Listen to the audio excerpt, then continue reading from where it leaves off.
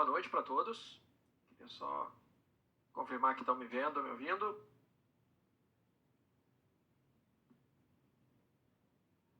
Sim, ok. Eu sou Rodrigo Moreira, sou endocrinologista do Rio de Janeiro, sou colaborador do Instituto Estadual de Diabetes e Endocrinologia e vou estar com vocês aqui nessa noite coordenando esse evento de lançamento nacional. Então, nós temos grupos de médicos reunidos em todo o Brasil para apresentar para vocês um novo pilar no tratamento da doença renal do diabetes. E no final da aula vocês vão ver que o título dessa aula não é uma questão de marketing, é uma questão realmente apontada pelas principais sociedades médicas, como que a finerenona é um novo pilar no tratamento da doença renal de diabetes. Esse evento, como eu já disse, né, ele está sendo transmitido para diferentes cidades em todo o Brasil e vai contar com a participação de 2 colegas, um aqui do Rio, o Dr. Sérgio Kaiser, cardiologista, professor associado de Medicina Interna da Universidade do Estado do Rio de Janeiro, e Tiago Proença, nefrologista, mestre e doutor em Ciências da Saúde, fellow pela Universidade de Nottingham e co-editor do Brazilian Journal of Nephrology. Então, nós 3 vamos dividir a apresentação, vamos tentar ser bem diretos, com mensagens diretas, porque eu sei que é um final de dia, vocês podem ver que eu estou no consultório também. Então, para a gente poder passar as principais mensagens, no finalzinho, bater um bate-papo rápido, tirar algumas dúvidas e apresentar para vocês esse novo medicamento, essa nova revolução no tratamento da doença renal do diabetes. Então, esse é o título, né, dessa apresentação conjunta. E deixa eu tentar começar aqui. Vocês podem passar o controle para mim, por favor? Está aqui. Então, como eu falei, já consegue passar? Consigo, ele tem um pequeno delay aqui, mas... Então, eu sou endocrinologista, sou médico colaborador do IED, doutor em endocrinologia pela Universidade Federal do Rio de Janeiro. Aqui estão meus potenciais conflitos de interesse.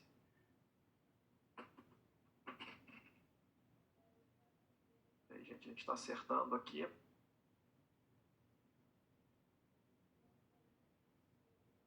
Então, eu vou fazer uma pequena introdução sobre diabetes e risco cardiorrenal.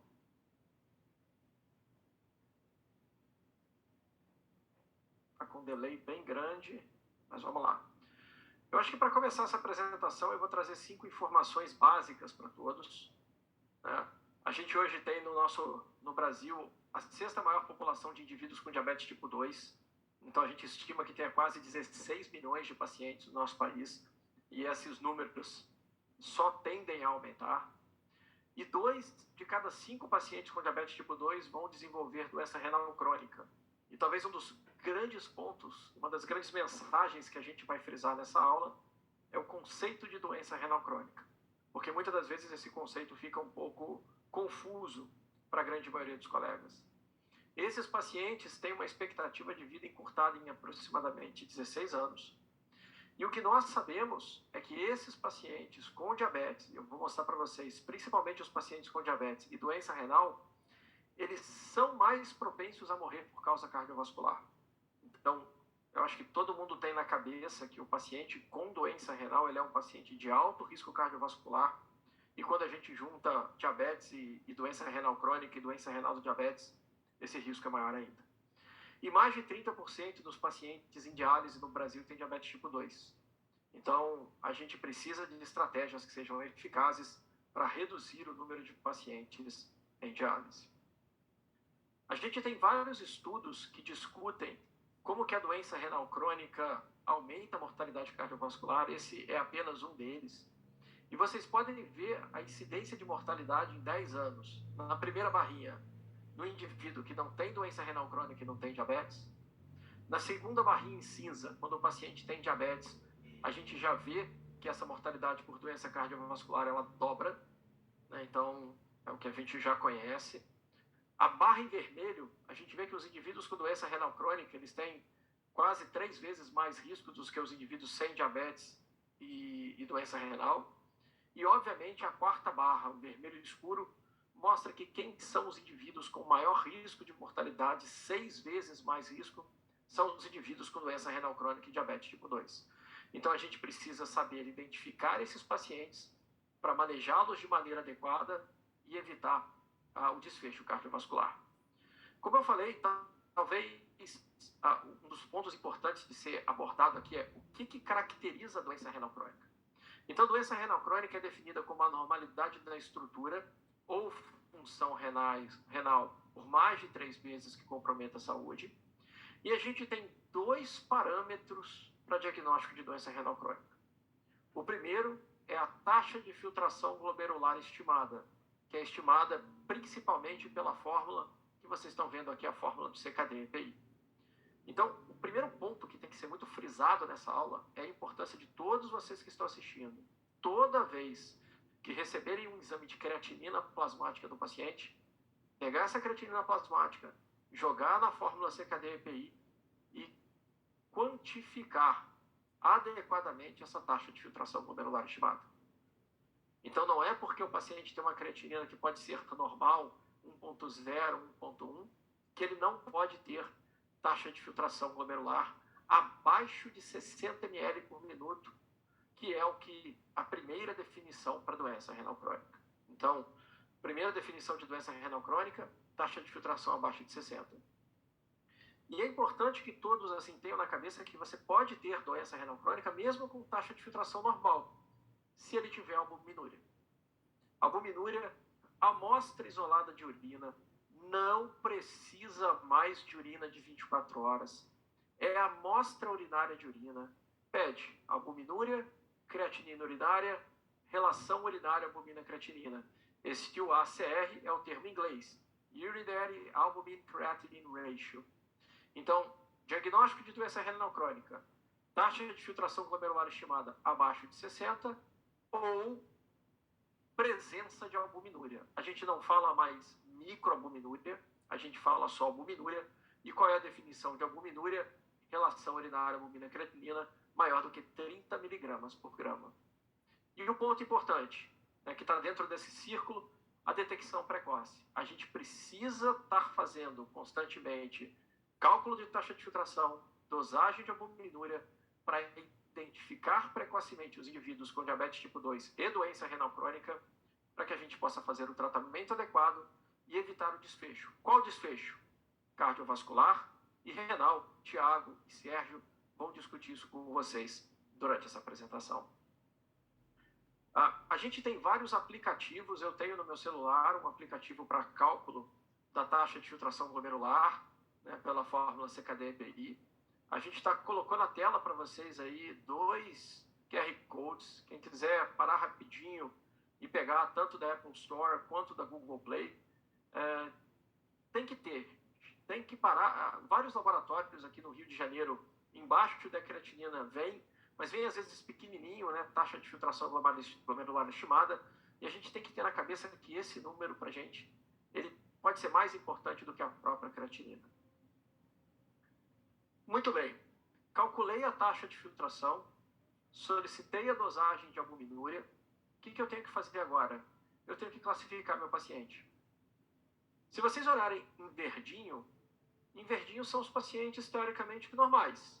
Normais no sentido, albuminúria abaixo de 30, não tem albuminúria, taxa de filtração acima de 60. Então esses aqui são os indivíduos que não têm doença renal crônica, os quais eu vou fazer o rastreamento de doença renal crônica. Todos os outros, se a gente olhar daqui do G3A para baixo, a gente tem indivíduos com taxa de filtração abaixo de 60. Se a gente olhar para o lado, a gente tem indivíduos com albuminúria acima de 30. E vocês podem olhar, tratar e referenciar. Tratar como? A gente vai discutir na aula, cobrar, inibidor de SGLT2 e afinirinona. Tratar e referenciar quer dizer que a gente tem que tratar, mas já tem que ter um nefrologista do lado para acompanhar, porque esses indivíduos são pacientes que têm, esses todos que estão com tratar e referenciar, que têm muito alto risco. Tem alto risco e muito alto risco. De quê? Novamente, de evento cardiovascular e de desfecho renal. E é interessante quando a gente fala de tratar, que vocês podem ver nessa figura, o tratamento da doença renal do diabetes, e da doença renal crônica. Olha o que aconteceu nos últimos 40 anos. Entre 1900 e 2000, a gente teve uma série de estudos que nortearam o nosso tratamento da doença renal crônica. Estudos como o RENAAL, o DCCT, que mostraram para a gente que controle glicêmico, IECA e BRA são efetivos em proteger o rim. Então, a gente teve durante 20 anos vários estudos saindo mostrando, né, controle da glicemia, controle da pressão, bloqueio do sistema renina-angiotensina-aldosterona são importantes ferramentas para proteger o rim. Mas depois a gente teve um gap.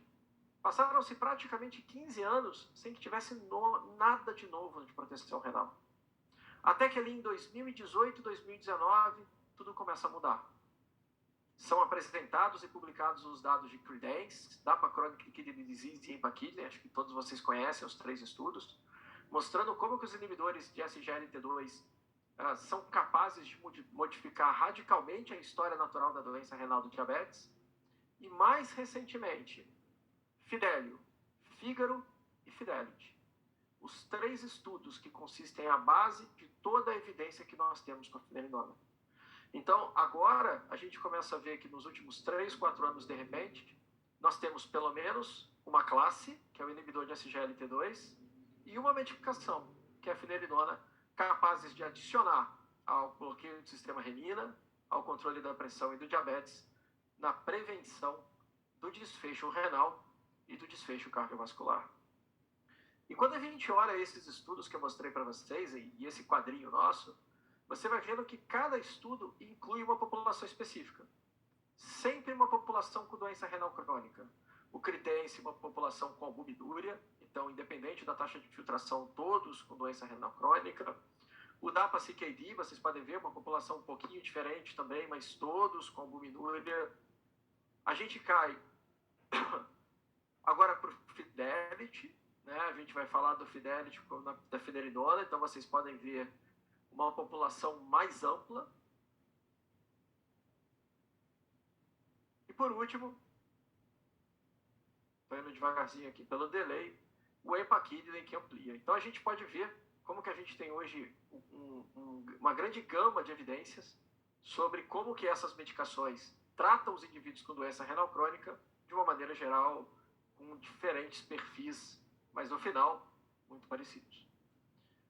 E o que é interessante, gente, é que quando a gente olha os dados dos inibidores de SGLT2, como os dados do Credence e como os dados do DAPA-CKD, eles reduziram de maneira espetacular os desfechos renais e cardiovasculares. Mas não acabaram com esse risco. Esse conceito acho que todo mundo conhece.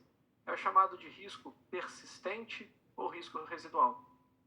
Então você pega um indivíduo com diabetes e doença renal crônica, você controla a pressão, você diminui o risco, mas ele desiste. Você controla a glicose, você diminui o risco, mas ele desiste. Você usa IECA ou BRA, você diminui o risco, mas ele desiste. Você dá o inibidor de SGLT2, você diminui o risco, mas ele desiste. Então a gente precisa de estratégias que consigam reduzir mais ainda esse risco.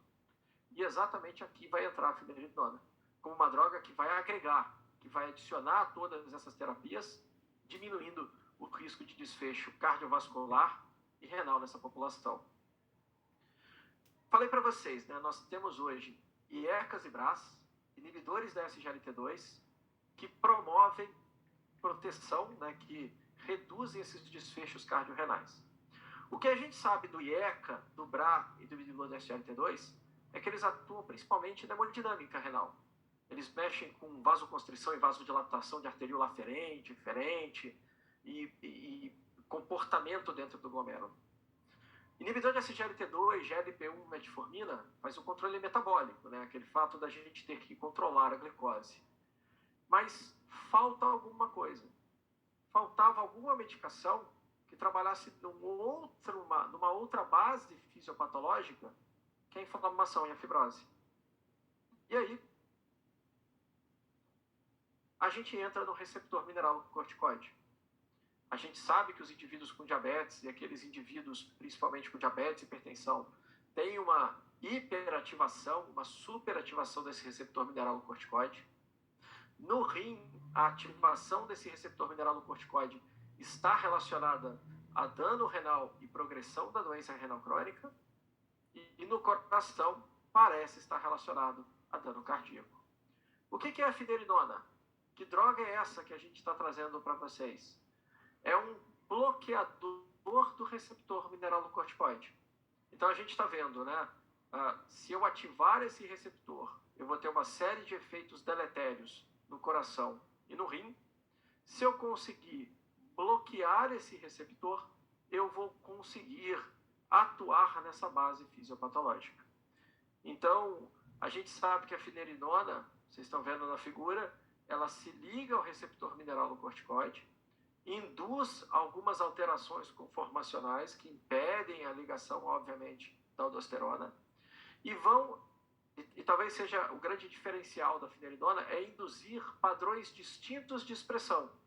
E o que quer dizer isso, Rodrigo? É como se eu dissesse que é uma droga mais seletiva e por conta dessa seletividade vai ter um menor risco de efeito adverso sexual, a ginecomastia que tanto incomoda os endocrinologistas, a hipercalemia, que tanto incomoda os nefrologistas, e os efeitos sobre a pressão arterial. Então a gente tem que entender que essa droga ela tem um perfil diferente dos outros antagonistas ou bloqueadores do receptor mineralocorticoide que a gente tem aqui. Então nós temos, obviamente, a espironolactona, que todos conhecem bem, a eplerenona, recém-lançada no Brasil, e a finerenona. Diferenças mais importantes: impactos sobre a pressão arterial. Vocês podem ver que a espironolactona e a eplerenona são drogas muito utilizadas para o tratamento da hipertensão. A finerenona vai ter um impacto muito discreto na pressão arterial.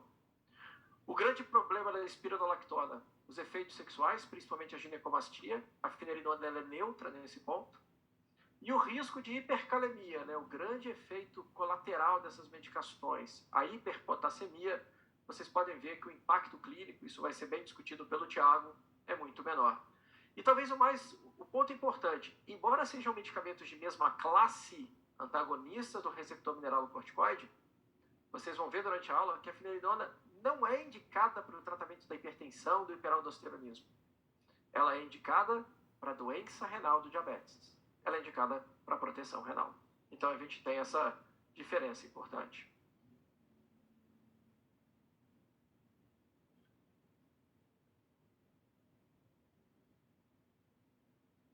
Peraí, pessoal, estou passando aqui. Acho que travou agora aqui o web, então.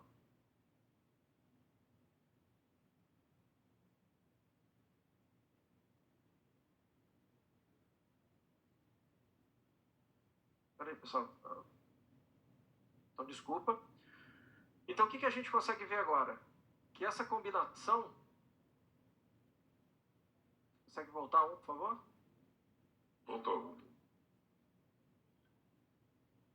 Então, pronto.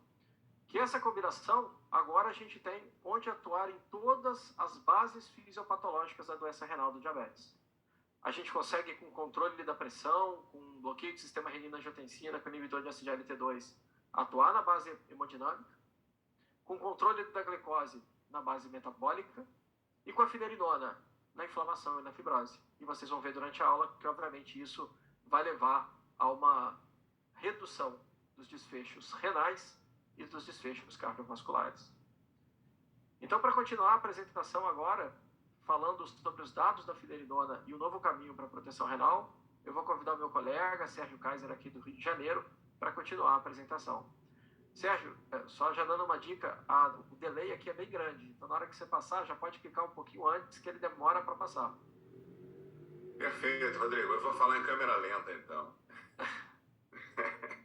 Muito bem. Bom, boa noite a todos os colegas do Oiapoque ao Chuí. Eu sou Sérgio Kaiser, cardiologista, professor da UERJ. Já fui, enfim, apresentado, então vamos seguir adiante.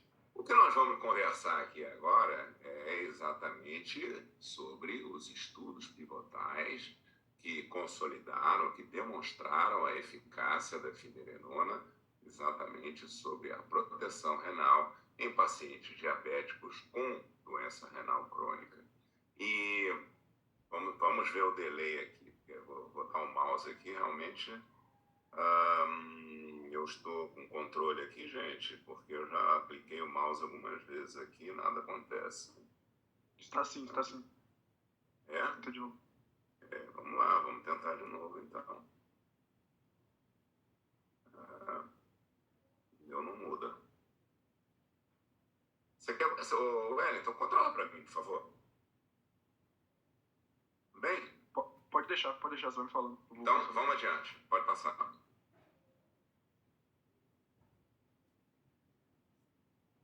Ok. Bom, esses são os meus potenciais conflitos de interesse. Bom, esse slide a gente pode passar logo, porque senão a gente vai ficar um tempão lendo esse negócio aí. Vamos adiante, então, Wellington, por favor. Então, a fileira nona ela foi estudada num vasto programa, né, em pacientes com a doença renal crônica e diabetes tipo 2, um estudo de desfechos, estudos, na verdade, de desfechos, né, que compuseram, respectivamente, o Fidelio, sobre o qual nós vamos nos concentrar hoje, o Fidelio DKD. Vocês estão vendo 5.734 pacientes, o Fígaro DKD com 7.437, mas por que essa diferença? Vamos chegar lá. E a reunião desses dois estudos, que seria, então, o Fidelity, a análise combinada desses dois estudos. Então, para começar, um run-in de 4 a 16 semanas. Para quê? Porque esses pacientes tinham que estar em dose ideal de Ecobra, que já são conhecidas substâncias com capacidade de proteção renal, como o Rodrigo comentou. O bloqueio do sistema renina-angiotensina é fundamental. Hoje a gente usa em pacientes de insuficiência renal crônica a larga. Né?